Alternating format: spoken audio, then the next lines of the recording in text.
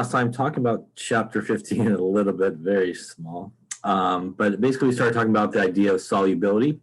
And again, solubility, when we talk about something being soluble, if we're talking about a solid and a liquid, like we spoke about, that means that really the solid will dissolve in the liquid.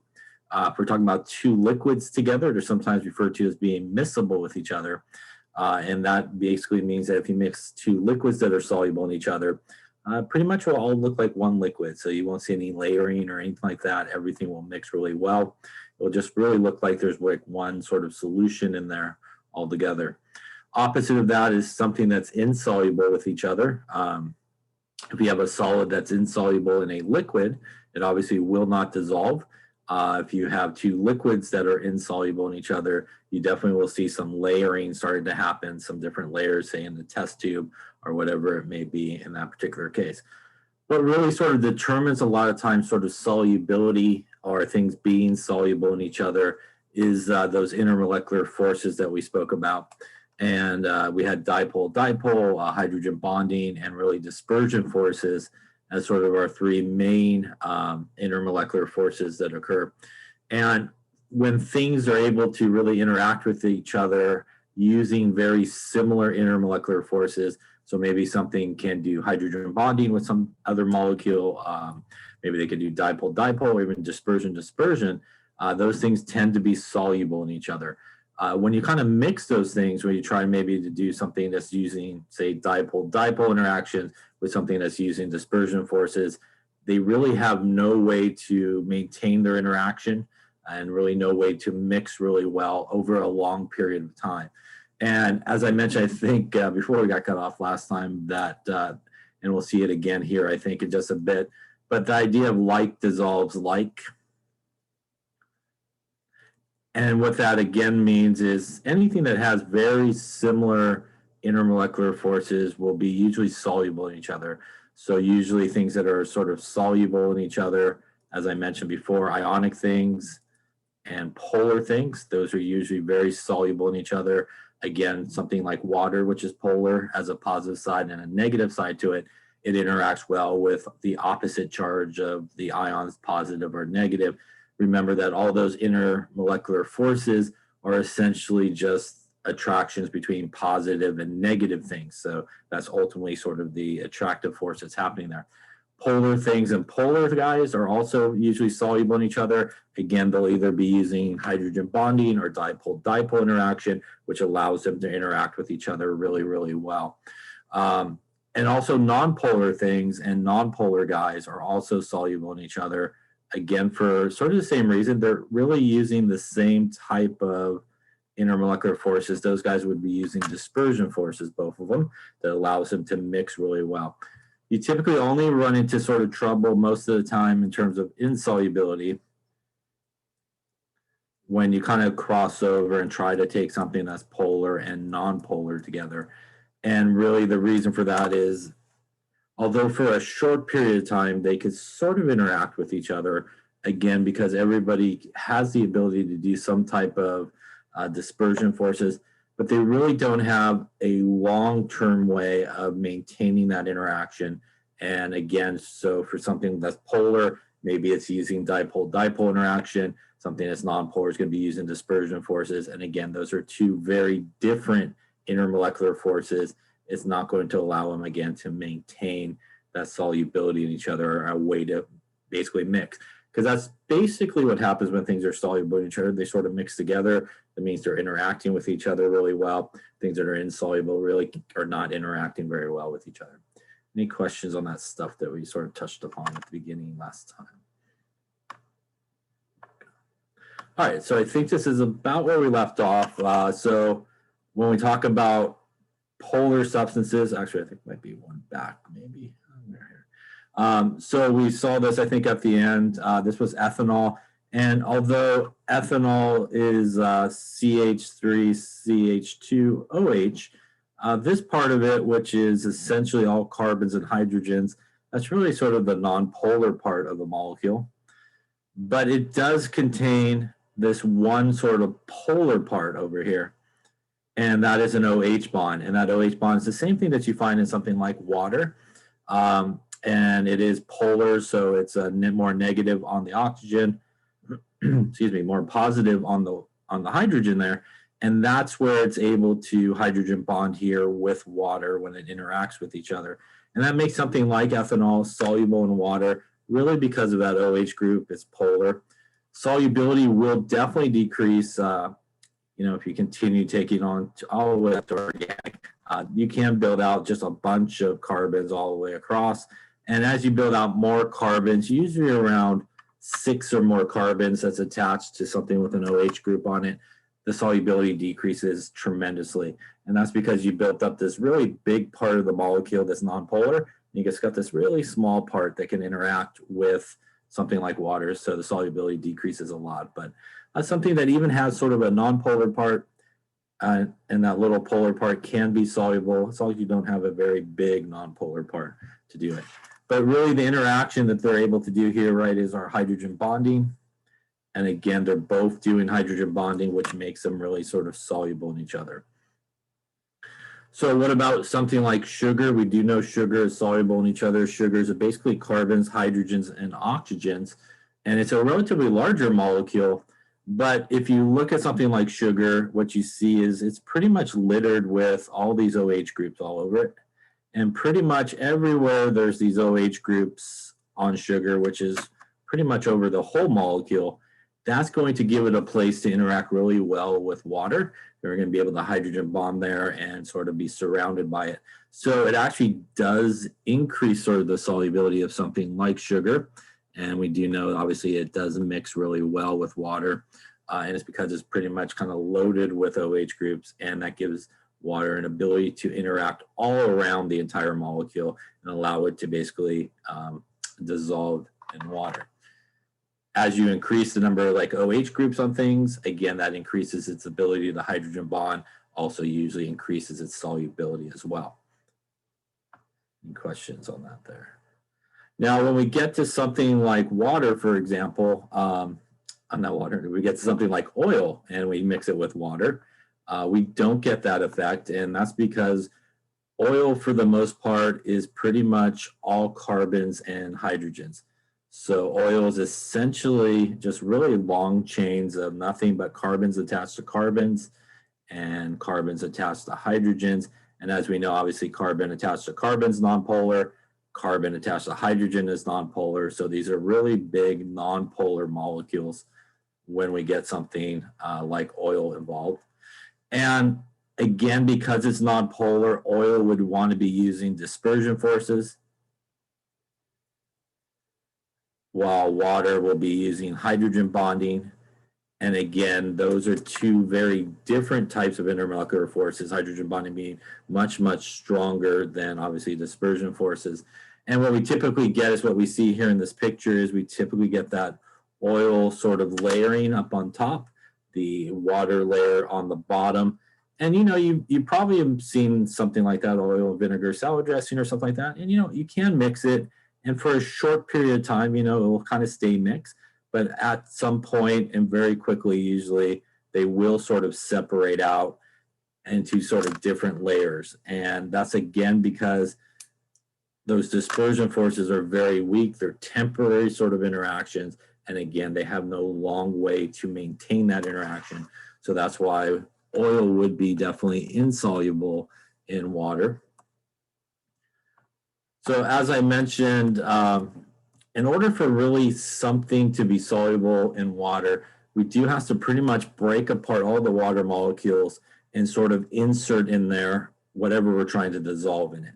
And in the case of oil, it really doesn't happen because A, they're really big molecules, and B, they really have no way to interact really well with water. So that doesn't really happen very well, as opposed to what we saw with our methanol or ethanol, something that's relatively on the small side. It's got some type of polar group there. It's able to kind of interact with all the water molecules really well. It's able to fit in there not too bad. It's not too giant. And we do see some solubility there because of that OH group that's present. And as I mentioned before, again, if you build out all that carbons on the left-hand side, again, if you put a lot more carbons coming this way, the solubility really does start to come down a lot. And again, that's that idea of like dissolves like that you hear a lot in, and that's what I brought up at the beginning. Really, polar things and polar things should be soluble in each other. Ionic and polar things should also be soluble in each other. And the thing that a lot of people miss is nonpolar and nonpolar should also be soluble in each other. Again, really the only thing is that polar, nonpolar combination, typically like our oil and water, we will not see solubility basically occur. Any questions on that there? All right, so if we look at this here, which of the following solutes will generally dissolve in a specific solvent? We also talked about that, I think, as well, just to remind you that a solution is made up of two different parts. Solute is the smaller part of the solution, usually the thing that's being dissolved, while the solvent is the larger part of the solution.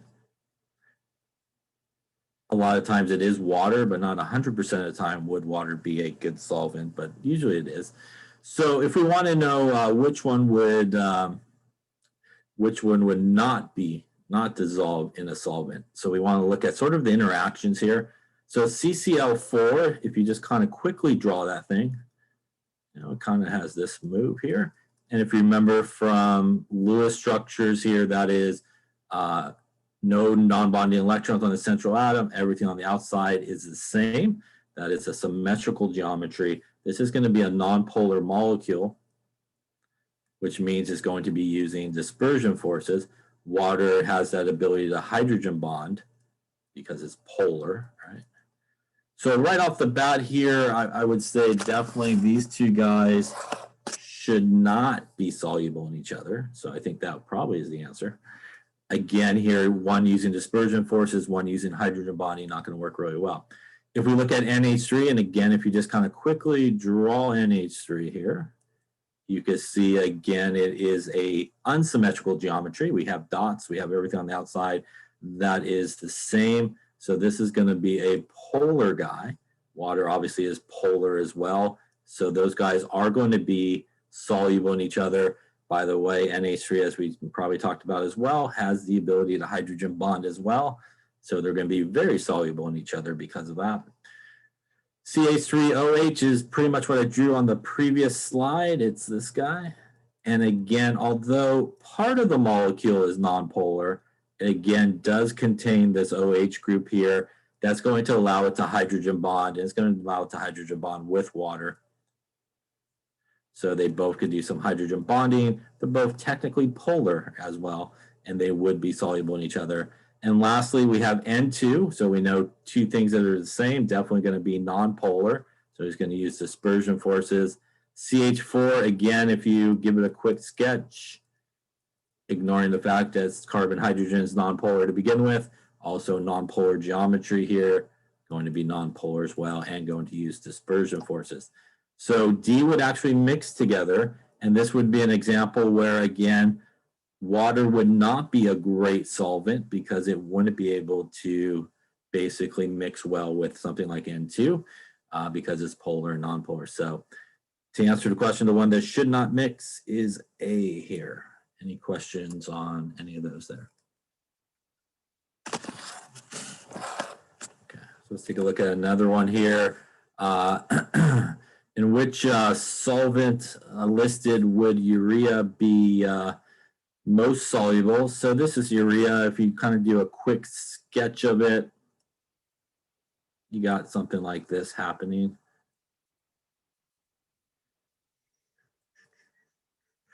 And really the part of this molecule that really should kind of draw out to you is sort of this part. We have a nitrogen, a hydrogen contained to a nitrogen. This is just like ammonia, so it has the ability to hydrogen bond. By the way, this part of it is also polar. That's more negative, that's more positive as well when you have that carbon-oxygen double bond. So which one below would be the most soluble here? So water obviously is polar, so that's probably a pretty good choice there. C6H6, that's all carbons and hydrogens, which are nonpolar. Carbon, hydrogen, nitrogen, not really going to be the best there. This is also nonpolar. So all these other guys are really nonpolar. This guy maybe could do a little interaction, but the best answer would be A in this case. Again, that water is going to be able to actually interact in several places here. It'd be able to interact here, it'd be able to interact here, and also would be able to interact over here as well. So it does make it relatively soluble probably in water because it's able to do all that hydrogen bonding. Any questions on sort of solubility, like dissolves like?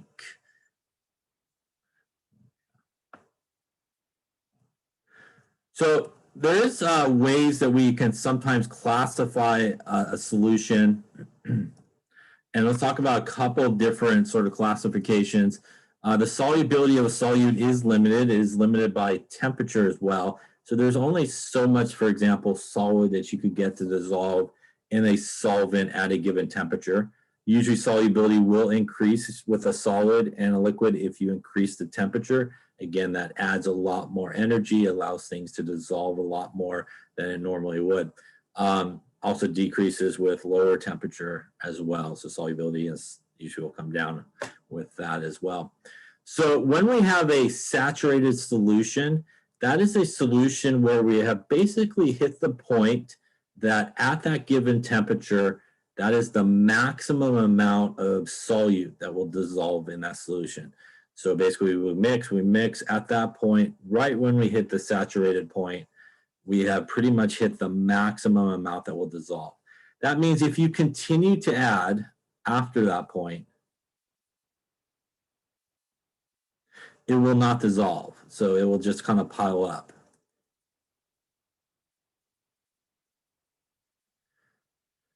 Now, a different type of solution is one that's known as an unsaturated solution. And really what that is a solution that pretty much has not reached that point yet. So an unsaturated solution has not reached a point where the solute will not dissolve anymore. So in an unsaturated solution, you're not there yet, so you can continue to add. So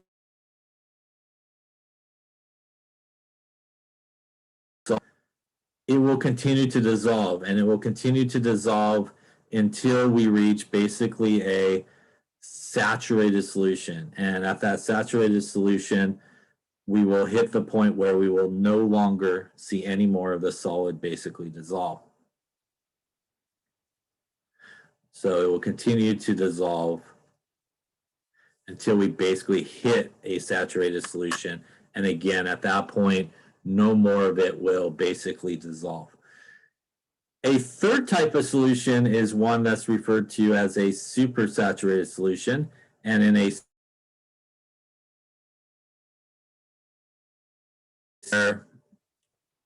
we basically have a saturated solution that's been made.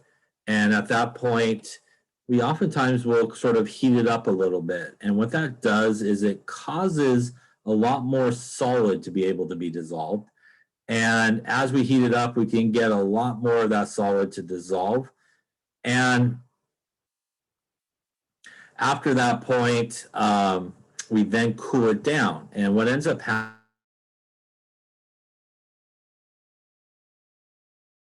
we have way too much of the solid basically dissolved in that solution. And it is still a solution, but it becomes a very unstable solution.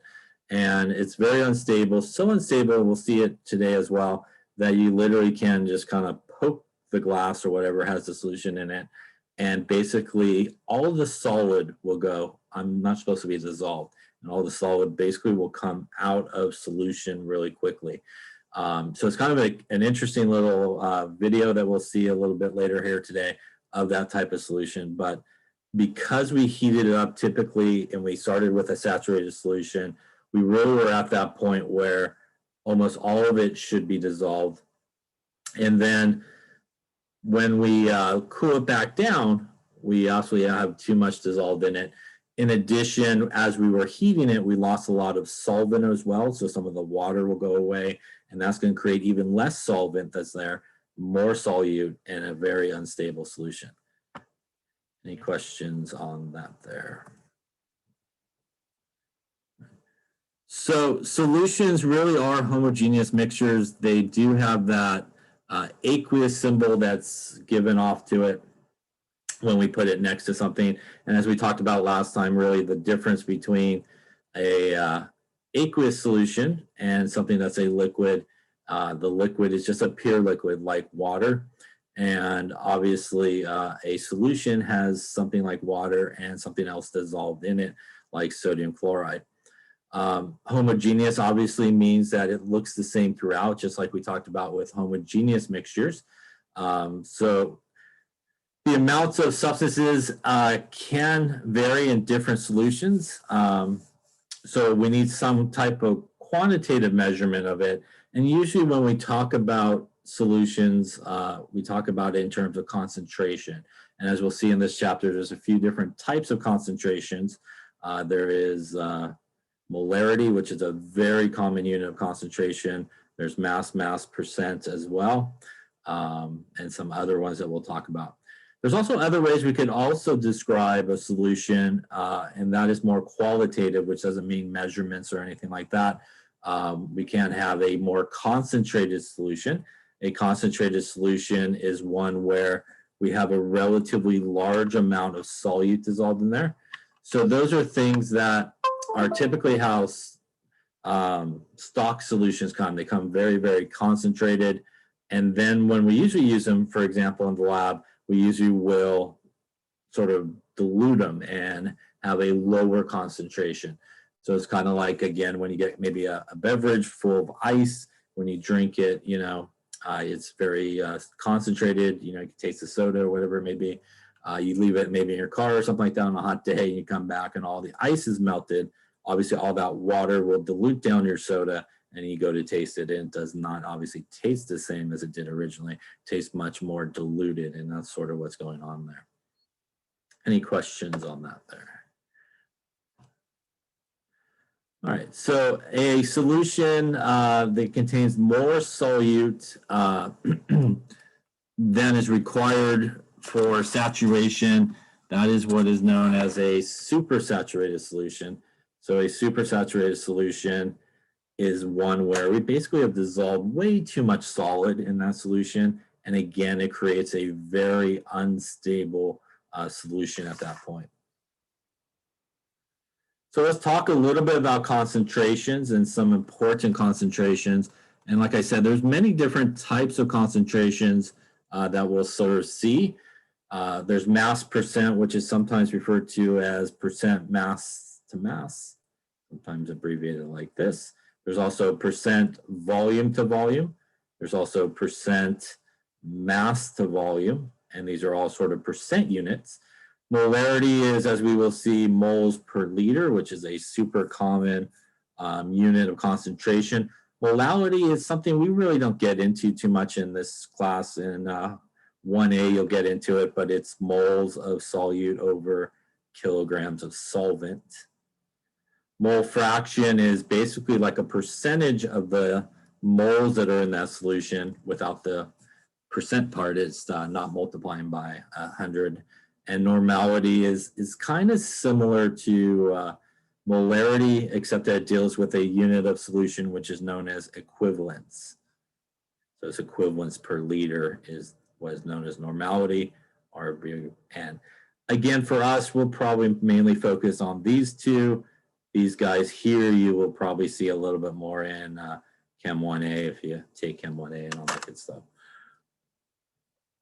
So let's talk about first off, calculating our mass percent is the grams of the solute. And like I was saying, the really important part here is the bottom, and it's the mass of the solution. So remember again that the solution is made up of two different parts. It's the solute and the solvent.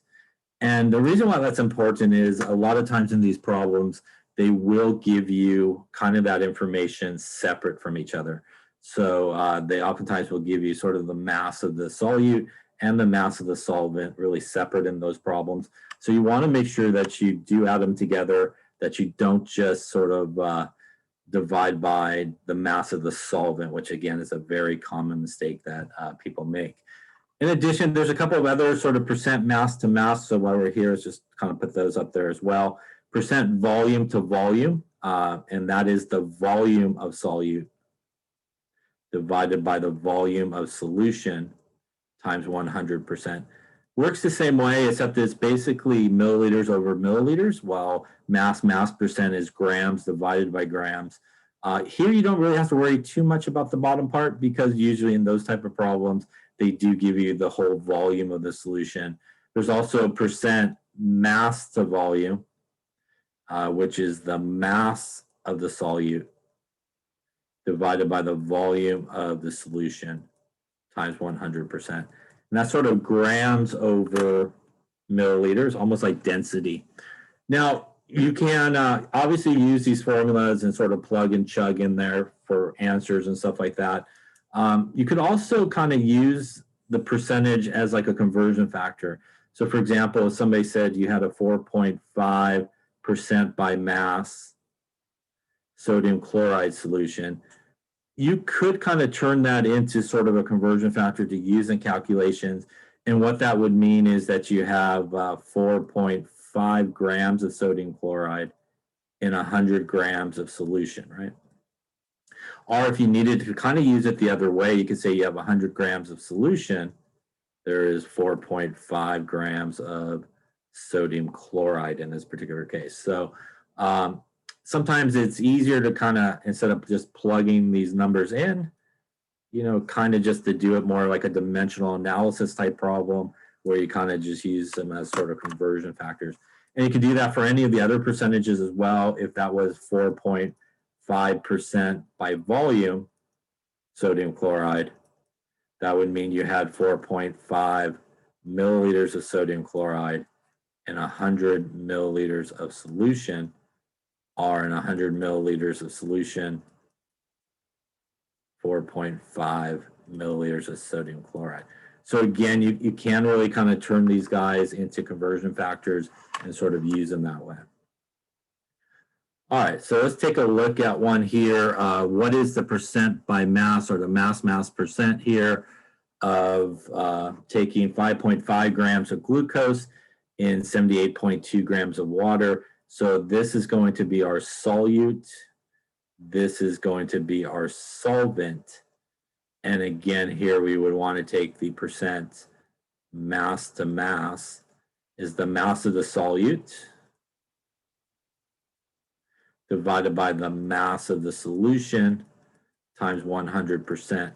So to get the mass of the solution, we do want to add both of those things together. Again, we don't want to just use the solvent here. So we would want to take 5.5 plus 78.2, and that will get us about 83.7 grams. And then we pretty much have everything we need. Our percent mass to mass would be our mass of our solute, which again is the 5.5 grams, divided by our 83.7 grams times 100%. And that would get us something like 6.6%.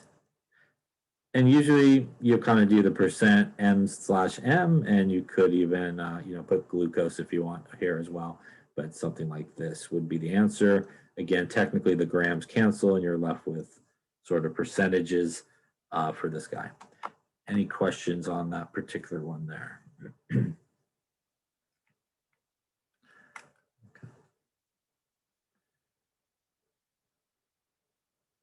All right, so why don't you take a second here and calculate what the percent mass of this solution would be.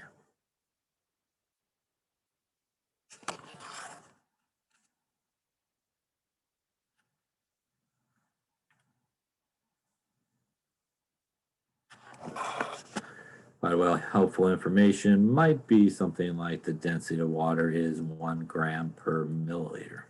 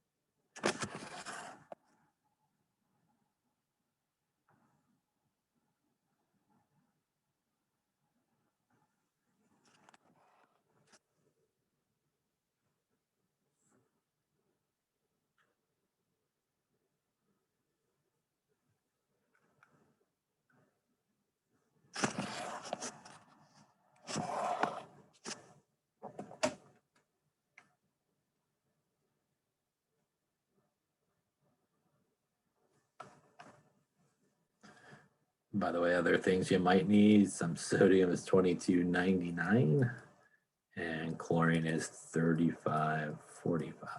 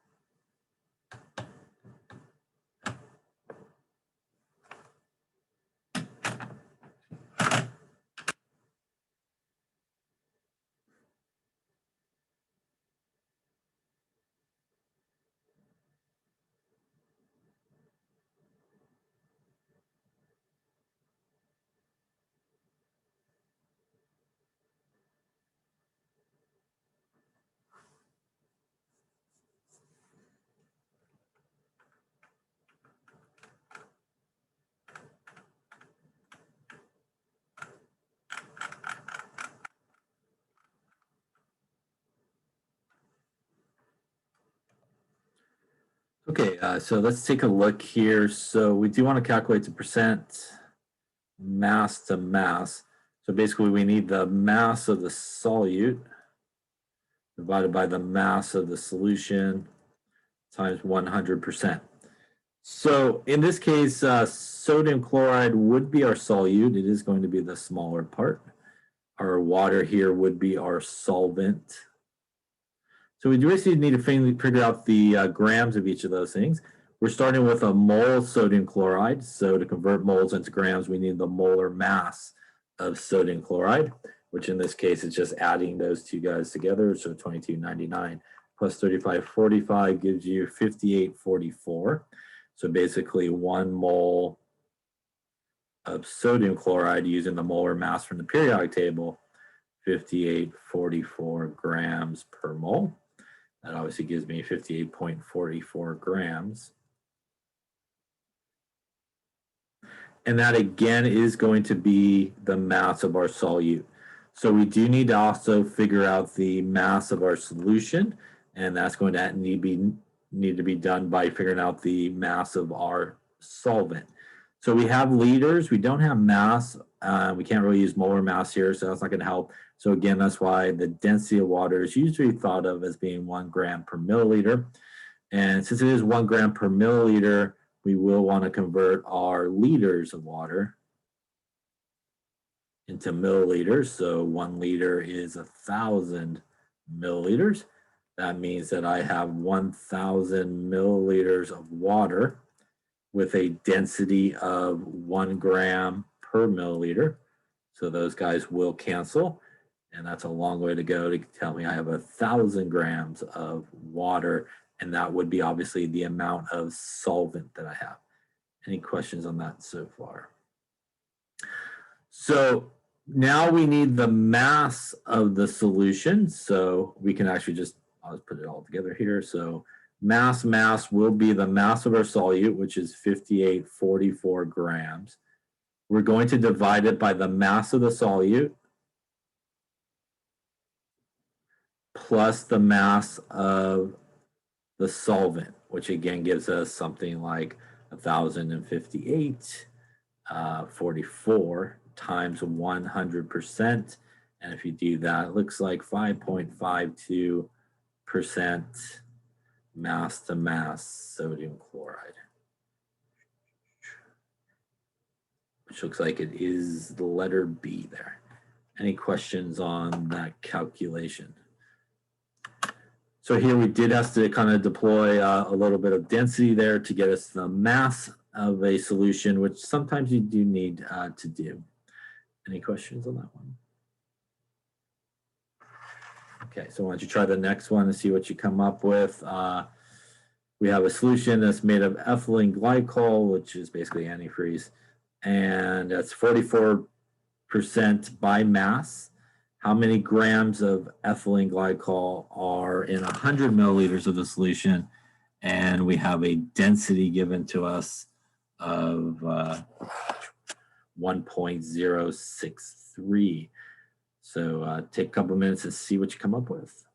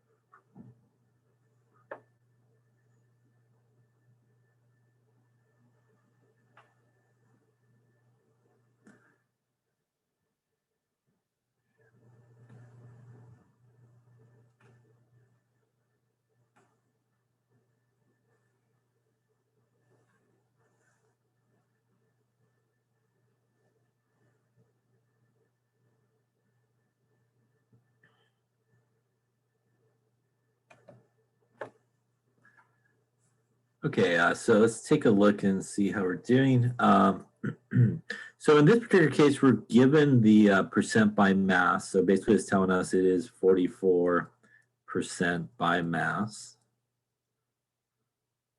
And of our ethylene glycol here. And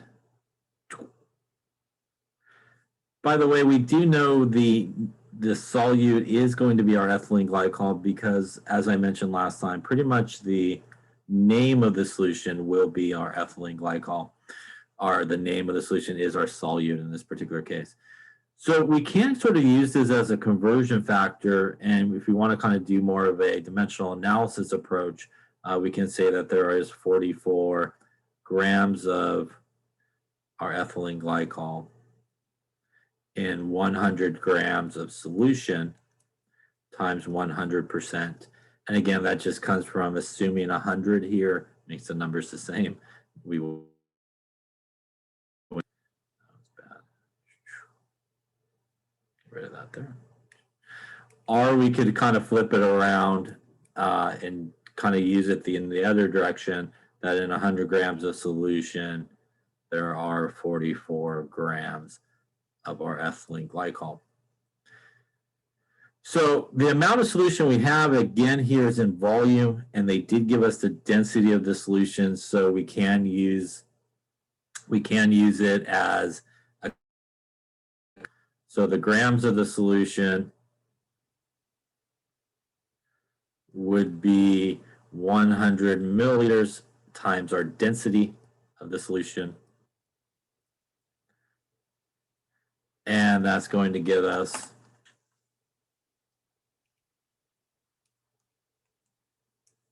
106.3 grams of solution. And now we can really approach it more like a conversion factor, and we can start with our 106.3 grams of solution We want to get rid of the grams of solution, so we'll use this conversion factor over here on the left, and we'll do 44 grams of our ethylene glycol per 100 grams of solution. The grams of solution will cancel each other out, and if we do that, that gets us something like, I would say 46 points, what we got there, 8, looks like, would be dissolved in that solution. Now, you could definitely just plug and chug it into the original formula where this would about the mass of the solute divided by our mass of the solution, which was 106.3 times 100%. It is really the same math as what we did down here, but you can just plug all the numbers in here and obviously solve for, in this particular case, the top part. Any questions on that particular one there? So this is percent mass to mass. Again, like I said, percent volume to volume, percent mass to volume really does work the same way. So it does happen sort of the same way. Any questions on those guys?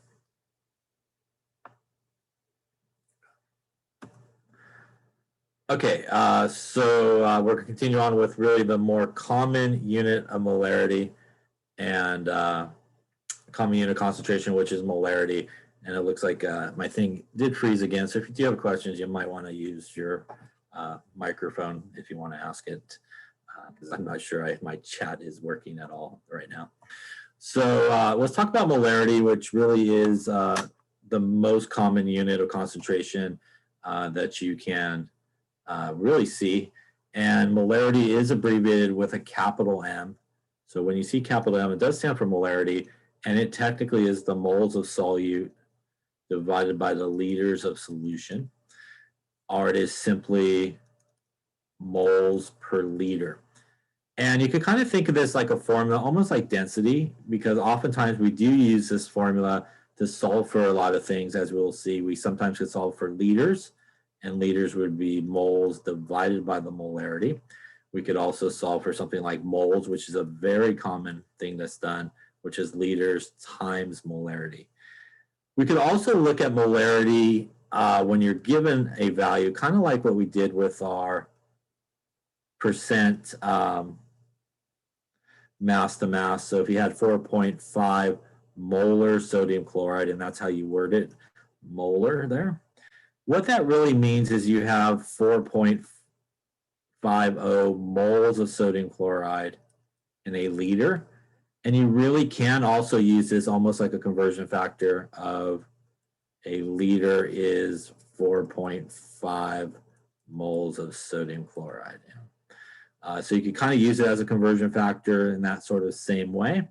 And again, we could get the same molarity different ways, 6 moles over 2 liters, same as 3 moles over 1 liter. Normally when we do molarity, it is the number stays with the moles part, and it's always 1 liter is typically what we have going on when we calculate something like molarity. Any questions on that there? Now, to get these numbers, very often we do have to use grams to moles and our molar mass to go from those grams to calculate it into moles. And very often as well, a lot of times volumes are given a molarity, so that 1,000 mil are given in milliliters, so that 1,000 milliliters to 1 liter conversion is used a lot when we try to calculate molarity. And like I said before, very, very common that you do need to almost think of this as a formula and rearrange it, because we can solve for a lot of different things here. And these two last ones are very, very common uses of molarity to solve for things like moles or to solve for things like volume. So let's take a look at one here. You have 1 mole of sugar and 125 milliliters of solution. We want to calculate the molarity of it. So again, when we look at it here, the molarity is moles per liter. So we're already in moles, so we don't have to worry about doing any type of conversion. This number is not in liters, so we do want to do that conversion. 125 milliliters. We want to convert it to liters. There's 1,000 milliliters in a liter, so divide by 1,000, or just move the decimal point 3 places to the left. And at this point, we have everything we need for the molarity, which is 1 mole per 0.125 liters. And that's going to give us 1 divided by 0.1250, 8 molar in terms of our answer. Now, you could give the answer one of two ways. You could give it with the big M, which is perfectly fine. You could also write 8 moles per liter, which is perfectly fine as well. So you can't leave it either way in terms of the answer. It should be fine. I would say, as I mentioned before, though, I would convert the big M into moles per liter like we did with that 4.5 example a second ago, if you need to use it in calculation. Because very, very common when people do calculations and they just use the big M, they forget all about the liters part. They're not really sure where it is, where it should go, and things like that. And people always think, this always ends up being almost just like moles. You know, people forget all about that bottom part. So very highly recommended if you're doing a calculation where you do need to use the molarity in the calculation, I would convert it into both units so you can see it, so you don't mess up on the volume part. Any questions on that example? I'm assuming you can still hear me as well, so that's good. All right, let's try another one. Why don't you give it a go and see what you come up with here.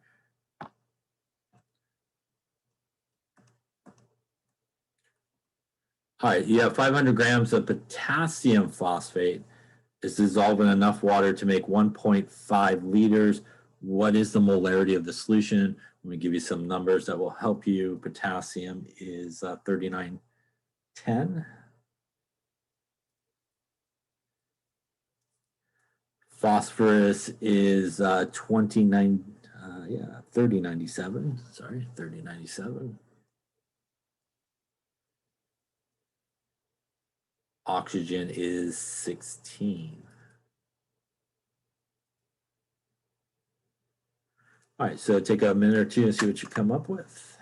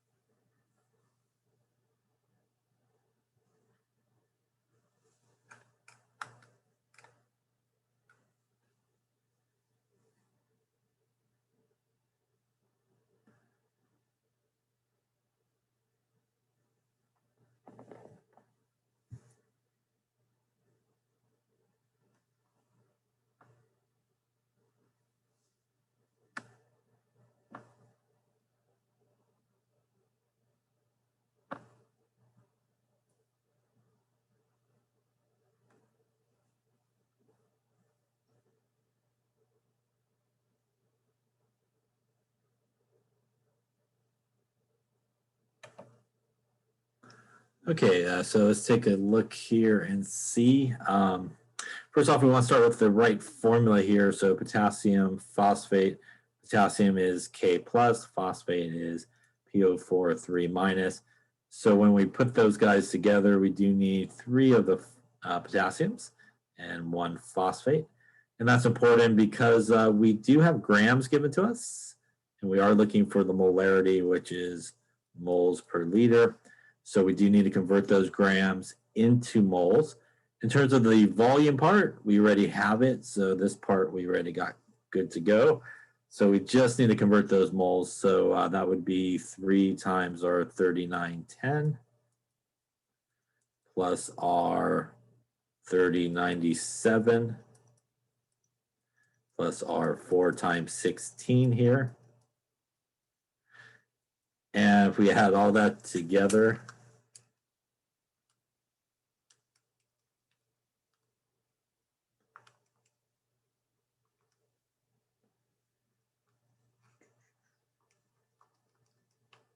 looks like 212.3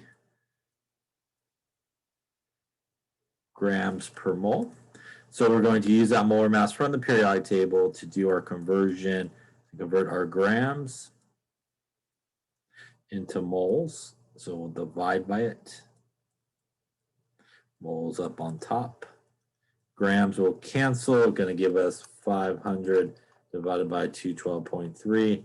Gets us something like 2.355.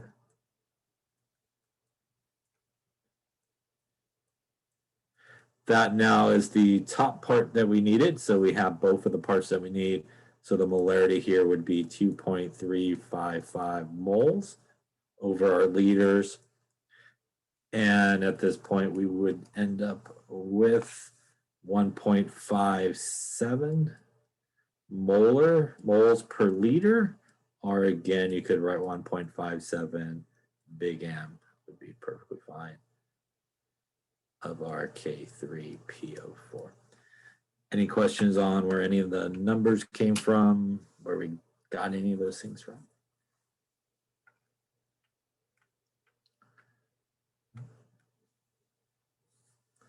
Okay, why don't you try the next one there that you have?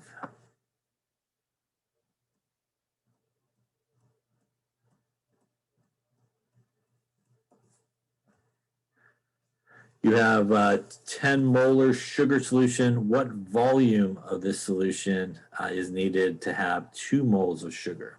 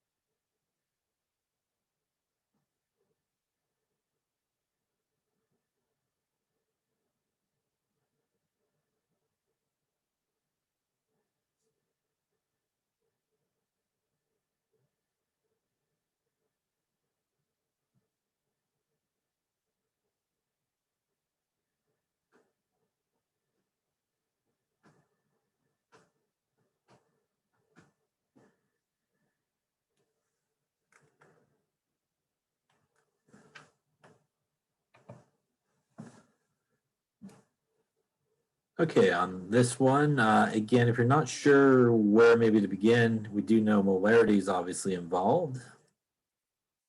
And they did give us the molarity. We're looking for the volume, and they did give us moles. So again, liters would be a good place to sort of start in terms of trying to find what we need. And again, you could do it two ways. You could just plug and chug sort of into there, or you could take the 10 molar here and again, really use it more like a conversion factor. And when we do have that, what that means is we would have 10 moles of sugar in a liter of solution, or in a liter of solution, there would be 10 moles of sugar. And since we do have the moles of sugar given to us, we can again kind of approach it more like a conversion problem. So 2 moles of sugar. Here we want to get rid of the moles, so we would want to use our guy on the right here.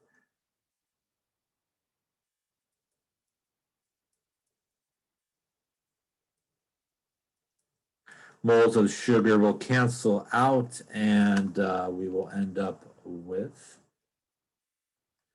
0.2 liters, or that's about 200 milliliters of solution. It really didn't specify the volume or the unit of volume, so you could technically give it either way you like. So the 0.2 liters would be perfectly fine. 3 sig figs, because really they both have 3 sig figs, so that's why we end up with 3 significant figures. Any questions on that one?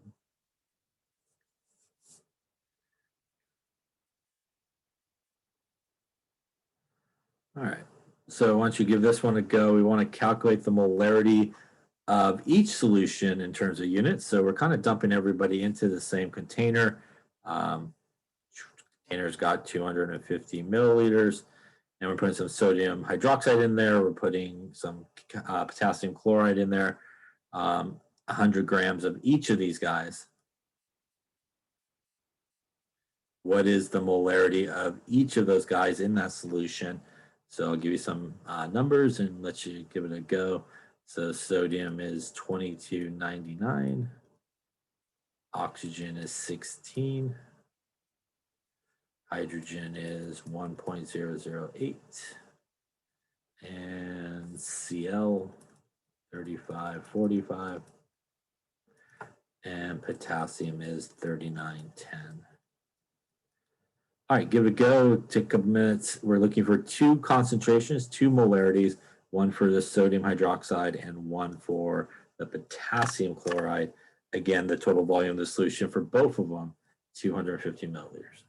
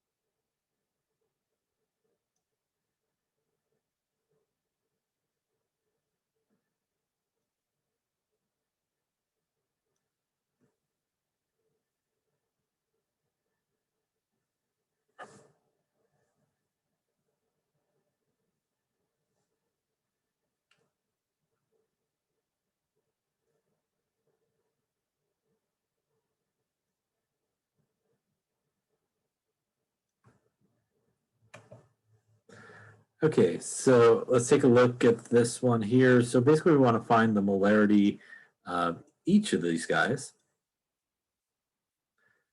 So remember, we basically tossed in there some sodium hydroxide, we tossed in there some potassium chloride. And really because we kind of put it all together here and kind of mix it together, we can treat each of these sort of separately since they're separate solutes. So we really need to find the moles of each of those guys. We actually do have the liters part, almost. It's in milliliters, but we can convert that to liters. So again, really we just need the moles of each of those guys. So we're going to take 100 grams of our sodium hydroxide. We will need to go to the periodic table and find the molar mass of it. So that is one sodium at 2299, oxygen at 16, and a hydrogen at 1.008. Gives us roughly about 39.998 grams per mole. And if we do that, it's going to give us about 2.500 moles of sodium hydroxide. We'll do the same thing for our potassium chloride, because we have 100 grams of that as well. We will go to the periodic table and get the molar mass. That's going to be 3910 for our potassium, 3545 for our chlorine, going to give us 7455 grams per mole, molar mass of our potassium chloride.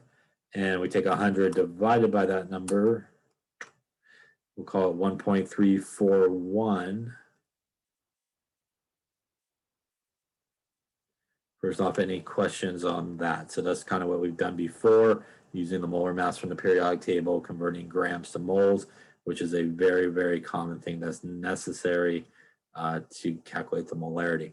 Now we have the moles of each of those. If I would have wrote moles instead of grams there. We have the liters, so we do have to convert our 250 milliliters. Again, you can divide by 1,000 or move the decimal place 3 places over to the left. And we can now calculate the molarity of each of them. So the molarity of the sodium hydroxide would be our 2.5 moles divided by our 0.250 liters. And that's going to get us, what we got here, 2.5 divided by 0.25, about 10 molar.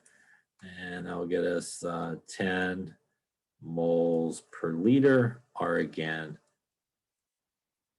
just big M, and this would be our sodium hydroxide.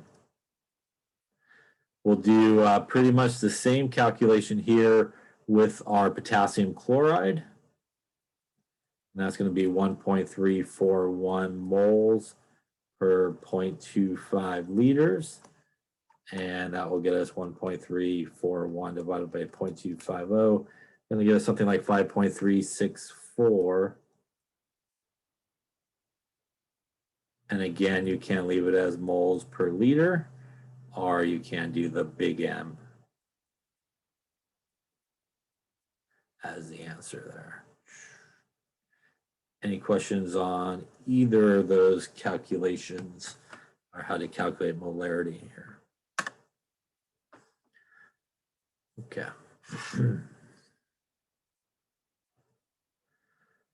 So all of the terms below are qualitative to describe a solution, except for, so dilute is not quantitative. Quantitative means some type of measurement. Qualitative means no measurement. So that's just a sort of an observation. Concentrated as well, saturated, and molarity would be a quantitative, like we've been calculating, actual numbers, basically what that means.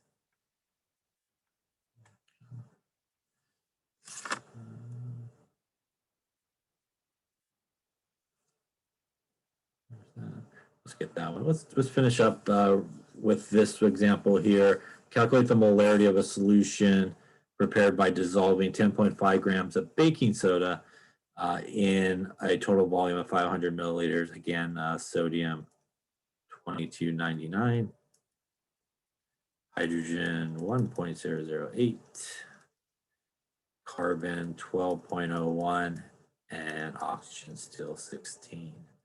All right, take a couple of minutes and we'll finish up on this one here.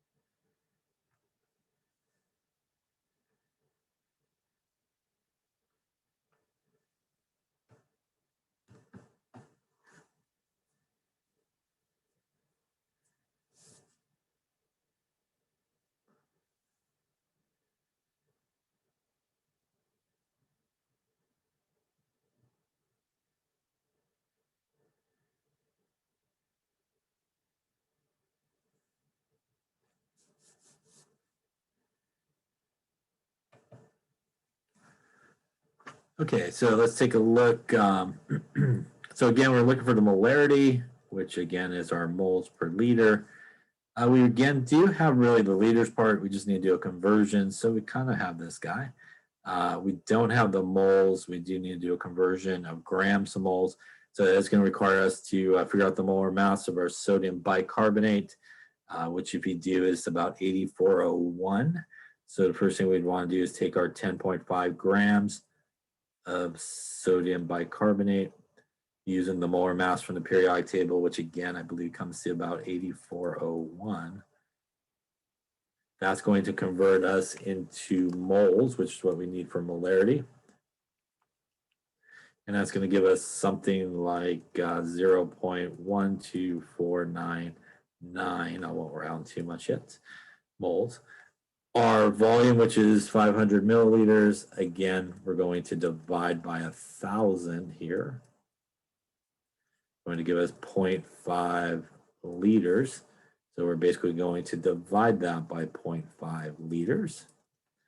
And we will end up with roughly 0.250 moles per liter, or again, 0.250 molar with the big M. You can write it that way, which looks like it is C. Looks like the winner there.